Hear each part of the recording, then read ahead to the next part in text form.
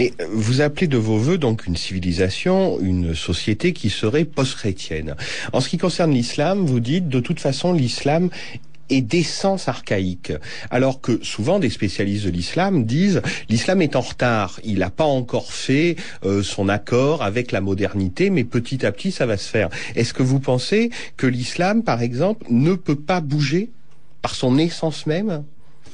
Si vous prenez le Coran et que vous regardez ce qu'on dit des femmes, ça me paraît clair que il n'est pas possible de soutenir le féminisme à partir du Coran. Ça n'est pas possible. Si vous prenez le Coran comme il n'est pas possible de le soutenir à partir du Lévitique, par exemple, mettons.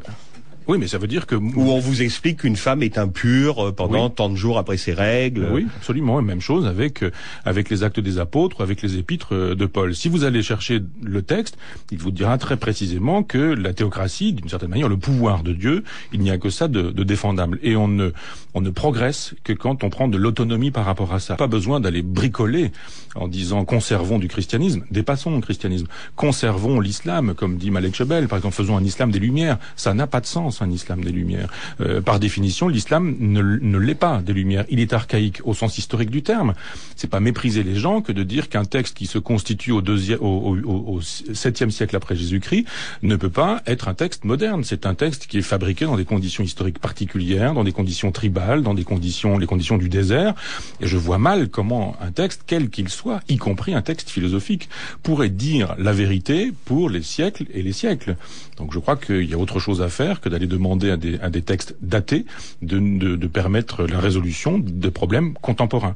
Si on veut résoudre le problème, par exemple, je parlais tout à l'heure de bioéthique et de génie génétique, comment est-ce que vous allez faire pour résoudre des problèmes de génie génétique avec le Coran, les actes des apôtres ou la Torah ? À l'évidence, c'est pas possible. Ce qui ne veut pas dire que dans les domaines du génie génétique ou de la bioéthique, Michel Onfray, il faut faire absolument n'importe quoi. Donc ça veut dire qu'une morale matérialiste qui se séparerait définitivement de ces religions est à inventer, surtout face à ces problèmes. Bien sûr, j'ai fait un livre pour ça, pour dire effectivement que l'alternative c'était pas tout ou rien, c'était pas n'importe quoi ou ne rien faire, et que on posait souvent le problème comme ça, en disant le génie génétique c'est immanquablement la monstruosité, le meilleur des mondes, Aldous Huxley, la monstruosité, on dit ça d'un côté, et puis de l'autre côté, on dit aussi faisons tout, n'importe quoi, la brevetabilité du vivant, etc. Je dis mais pas du tout, il faut une éthique de la bioéthique, justement. Et cette éthique, elle doit être post-chrétienne. Une bioéthique chrétienne, c'est un petit peu celle qu'on nous sert aujourd'hui au quotidien, ça ne produit pas d'effets vraiment très intéressants. C'est même plutôt assez débile de voir l'état de la recherche française sur ce terrain-là, quand ailleurs en Europe, voire sur la planète, on avance. Et le jour où on aura découvert des moyens d'empêcher des cancers ou de soigner des cancers par génie génétique, on aura bonne mine de brandir la Bible, la Torah, le Coran ou ce genre de texte. Ça se sera fait contre ces textes-là, malgré eux, et ce sera tant mieux. Et en même temps, Michel Onfray, embrassant cette histoire de l'athéisme, parce que le livre est aussi ça, une histoire de l'athéisme, vous dites, mais on s'est vraiment trompé, on s'est vraiment bercé d'illusions quand on a décrété que Dieu était mort, Dieu est immortel, c'est-à-dire que ça reviendra toujours. Donc si on sait que ça reviendra toujours, que ça ne disparaîtra pas, quelle fonction peut-on assigner à une religion dans une société ? Oui, je crois que l'athéisme a longtemps été l'insulte à Dieu. Sade, par exemple, ou le merde à Dieu de Rimbaud. Mais on a besoin de Dieu pour ça. On a encore besoin de Dieu. Donc l'athéisme qui consistait à dire Dieu est mort ou Dieu c'est terminé, c'est fini, ça n'a plus de sens non plus. Il faut dire ce que vous appelez Dieu, je vais vous dire ce que c'est. Donc en ce sens, comme c'est la cristallisation des impuissances humaines, ça durera autant qu'il y aura des hommes. Toujours il y aura des hommes qui, plutôt que de voir la vérité en face, préféreront fabriquer des fables. Donc la religion, ça sert à quoi ? C'est un petit peu la thèse de Régis Debray qui nous dit je suis pas très croyant, je suis pas très chrétien, mais je fais baptiser ma fille. Il le dit, hein, donc on peut faire référence à ce genre d'informations, et qui ajoute que les religions c'est quand même un facteur de lien social.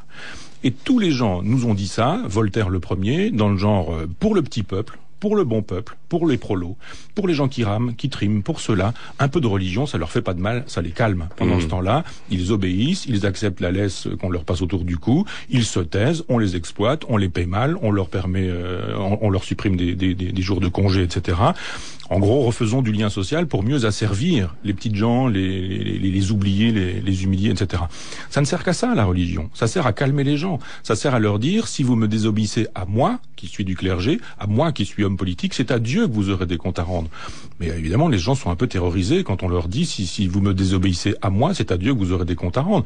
Donc moi, je pense qu'il faut arrêter cette option élitiste ou élitaire qui consiste à dire, nous les intellectuels, on peut bien être athées parce qu'on est capable de se fabriquer des morales alternatives, mais pour le petit peuple, continuons avec la religion. Non, je pense qu'on peut donner de la philosophie au plus grand nombre. Et est-ce qu'on peut donner du rituel? Vous le dites vous-même dans votre livre. Vous dites, on parle de société totalement déchristianisée. Tu parles, peut-être que les églises sont vides au moment des messes, et encore, ça se discute, mais alors elles sont pleines pour les enterrements et pour les mariages. Absolument, voilà.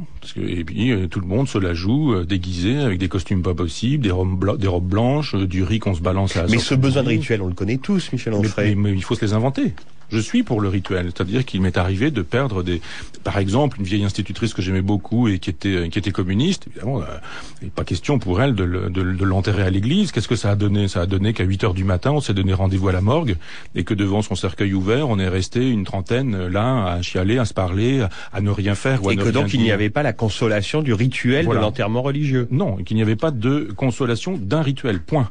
Et que le rituel religieux a pu jouer ce rôle-là, mais que nous les athées, nous n'avons pas encore inventé un rituel qui soit susceptible de nous permettre de nous retrouver, de permettre le passage, la fermeture du cercueil, enfin ce genre de choses, sans qu'on ait besoin d'en appeler aujourd'hui aux pompes funèbres qui font payer chacun des tours de vis en considérant que, après tout, le rituel, laissons-le à leur service, qu'eux font ça très bien. Je trouve que le vieux rituel chrétien, c'est une chose, mais ça a fait son temps, et que pour l'instant, à défaut d'un vrai rituel athée, eh bien, on a une espèce de rituel libéral, qui est le rituel des pompes funèbres, qui nous dit on va vous arranger ça, on vous met une mauvaise musique, on vous fout un cierge ou quelque chose comme ça, un peu de parfum, et puis vous allez banquer parce que ça va vous coûter tant. Et je dis non, le rituel libéral n'est pas plus intéressant que le rituel chrétien, mais fabriquons des rituels amoureux, des rituels affectifs, des rituels amicaux qui nous permettront de nous débrouiller pour que dans une heure comme celle-ci, on ait autre chose à faire que d'être là dans le désespoir. Et c'est là où vous rejoignez un de vos philosophes préférés, si j'ai bien compris, un de vos maîtres, Épicure, et de ce point de vue-là, votre épicurisme est une philosophie non pas facile comme on a trop tendance à le croire, mais une philosophie d'invention et d'exigence. Absolument, je dis supprimons les religions, abolissons cette façon d'entretenir les gens dans l'illusion, mais pour autant, ce serait coupable de leur dire maintenant débrouillez-vous sans leur donner de solutions ou d'hypothèses. Et je dis, lisez la lettre à Ménécée d'Épicure. Ça fait 10 pages et vous y trouverez des consolations pour mourir, pour avoir à mourir, pour apprendre à mourir. Des techniques extrêmement simples quand on vous dit mais n'ayez pas peur de la mort parce que tant que vous êtes là, elle n'est pas là et quand vous serez là, elle ne sera plus là. Ça paraît une espèce de jeu verbal et si on intègre vraiment ça, on se dit mais oui, j'ai peur de quelque chose qui est une représentation pour l'instant. Donc je vais pas me pourrir la vie avec une représentation. Le jour où on me dira que c'est fini, il me reste 3 semaines à vivre, alors effectivement je verrai. Plus tous les trucs que nous donne Épicure et qui tiennent le coup encore aujourd'hui. Donc plutôt de la philosophie et de la sagesse parce que les gens sont capables, si on la leur propose, si on leur dit ce qu'ils peuvent trouver chez Épicure, que les fameux rituels religieux dont nous parlions. Merci beaucoup Michel Onfray. Le livre s'appelle Traité d'athéologie, il est publié chez Grasset et puis il y a des disques comme d'habitude chez Frémaux et Associés.